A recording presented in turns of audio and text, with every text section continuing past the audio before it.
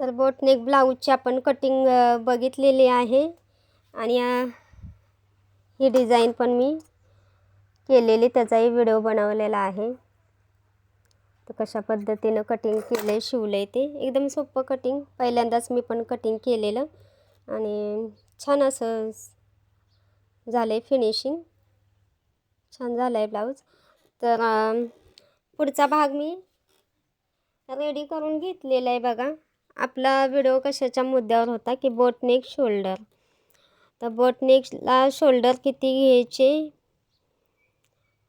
हे जो होता, तर पुढचा शोल्डर आणि मागचा शोल्डर किती घ्यावा, तर मी किती घ्यायचा तो कटिंगमध्ये दाखवलेला आहे। तर बॅक साईडची मी 7 इंच शोल्डर घेतलेली होती आणि पुढच्या भागाची मी 5 इंच शोल्डर घेतलेली होती। तर त्याच्यावरती हे आपलं आता फिटिंग कसं करायचं आहे, तर कशा पद्धतीनं फिटिंग येणार आहे आपलं बॅक साईड 7 शोल्डर आणि पुढची साईड 5 शोल्डर, तर ह्याची फिटिंग कशा पद्धतीने येणार आहे हे मी दाखवणार आहे आजच्या व्हिडिओमध्ये। तर पहिला व्हिडिओ, ह्या व्हिडिओ आधी तुम्ही पहिला व्हिडिओ बघा कटिंगचा, म्हणजे तुमच्या लक्षात येईल बोटनेकसाठी तर कसं कटिंग करायचे, म्हणजे तुमच्या बरोबर लक्षात येईल। तर हे आपण असं फिटिंग करून शोल्डर जोडून घ्यायचे। आता काय होईल, शोल्डरला थोडासा मुंडा वर खाली असेल तर आपण सेम करून घ्यायचं, एवढंच लक्षात ठेवायचं। कधीही शोल्डर जोडली की आपण मुंड्याकडे लक्ष द्यायचे, मुंडा खालीवर असतो, बोटनेकला तर असतो, तर आपण हे जोडून घ्यायचे। तर खूप छान असं फिनिशिंग आलेलं आहे ब्लाऊजचं, तर बघू शकता तुम्ही आता हे असं शोल्डर जोडून घ्यायचे।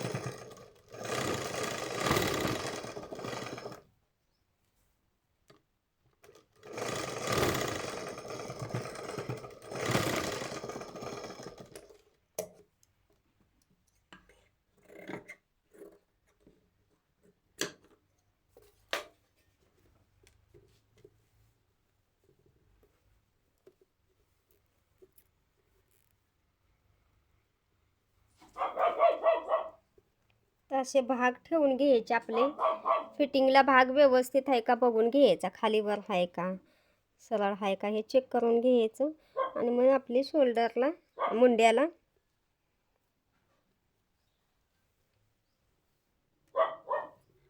हे बघा मुंडा खालीवर आहे, तर मुंडा एक समान करून घ्यायचा आहे।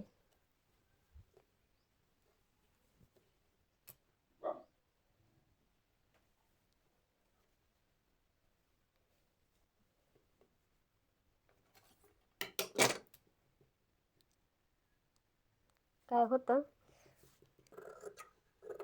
असं कटिंग येत नाही मशनीवरती व्यवस्थित, तर मुंड्याला असा बघा शेप देऊन घेतला का नाही, मुंडा अलगत कुठं ब्लाऊज घालताना आपल्याला मुंड्यामध्ये अडकत नाही, कारण हा बोटनेक ब्लाऊज असतो, आपल्याला मुंड्यामध्ये प्रॉब्लेम येतो परत, त्यासाठी हे नेहमी चेक करून घ्यायचा मुंडा। आता बघा ह्याला असा शेप आलाय, आपल्याला मुंड्यामध्ये ब्लाऊज व्यवस्थित बसणार। तर दुसरी साईड पण आपण तशीच कट करून घ्यायची। तर खूप हा म्हणजे इतका महत्त्वाचा व्हिडिओ आहे हा, अजिबात घालवू नका व्हिडिओ, पुन्हा तुम्हाला इमर्जन्सीला हा व्हिडिओ भेटायचा नाही बघा। तर एवढं समजून आणि एवढं हे करून कुणी शिकवणार नाही तुम्हाला।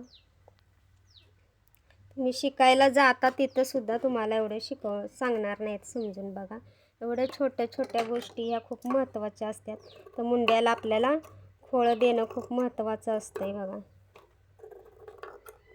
नाही तर आपला मुंड्यामध्ये ब्लाऊजवरती सरकत नाही खांद्यावरती आणि ब्लाऊज असा तणून बसतो. जरी ब्लाऊज तुम्ही बरोबर शिवलात तरी हे माप तुमचं चुकलं तर ब्लाऊज बिघडला म्हणून समजा. तर आपला हा मुंडा झालेला आहे, दोन्ही साईडचे पण झालेले आहेत. थोडासा अजून थोडा खोळ देते. थोडा खोळ दिला तर काय प्रॉब्लेम नसतो या, पण मुंडा कधी खोळदार असावा. तर तुमच्या लक्षात आलं असेल तर चॅनेलला लाईक करा. बघा किती छान ब्लाऊज असा मी शिवलेला आहे बोटनेकमध्ये. आता आपण घेऊया बाही लावून. तर आता तुम्हाला ह्याच्यावरच शोल्डरवरच लक्षात आलं असेल की आपला हा ब्लाऊज एकदम परफेक्ट असा झालेला आहे. म्हणजे कुठे कमी नाही कुठे जास्त नाही, एकदम बरोबर आपला ब्लाऊज झालेला आहे. हे बघा अगदी फिटिंग आपलं व्यवस्थितच येणार.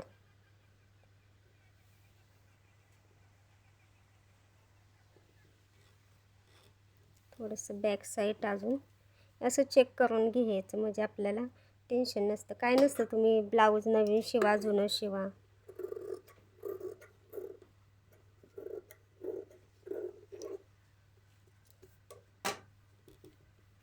तर झालेलं आहे. आपण आता बाही जॉईंट करून घेऊया.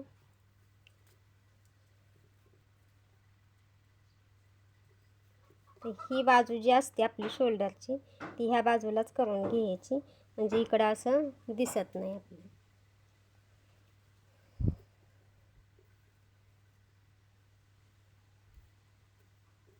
बाही सगळं मी रेडी करून ठेवलेलं आहे, कारण काय होतं व्हिडिओ खूप मोठा झाला की मग मला पण वैताग येतो म्हणा, लय मोठा व्हिडिओ असला की.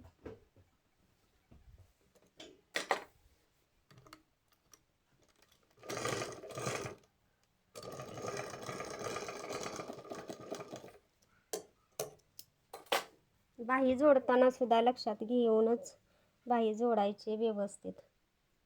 कुठलाही ब्लाऊज असू द्या, बाही जोडताना पण आपल्याला लक्ष द्यायचे व्यवस्थित. तर एकदम परफेक्ट बाही बसली बघा आपली.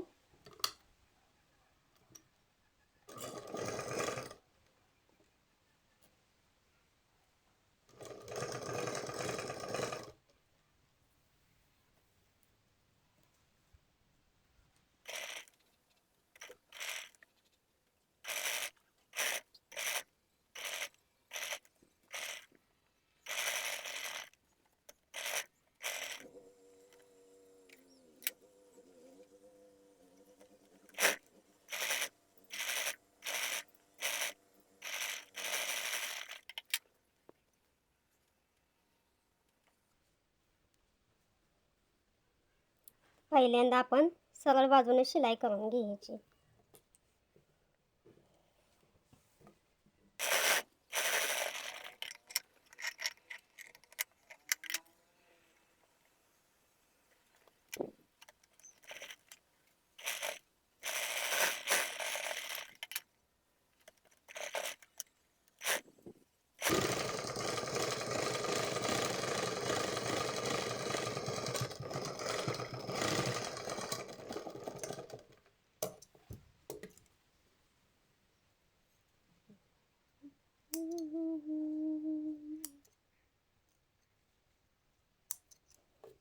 फिनिशिंग तर फिनिशिंगच ठेवायचं कधी ब्लाऊजला. एकदम ब्लाऊज शिवला तर मनापासून शिवायचं, एकदम फिनिशिंगमध्येच.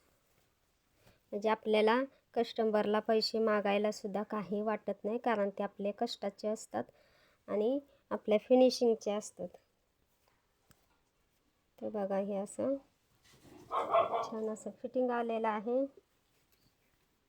तर एक बाजू झाली आपली, तर पूर्णच दाखवणार मी तुम्हाला नाही. तर एक बाजू समजून जाते की आपल्याला व्यवस्थित फिनिशिंग आलेलं आहे ब्लाऊजचं. बघा ब्लाऊज घातल्यानंतर एकदम व्यवस्थितच ब्लाऊज अंगात बसणार आहे. कुठंसुद्धा चुनी नाही, कुठंसुद्धा गुढी नाही येणार. एकदम असं मस्त ब्लाऊज बसणार आहे.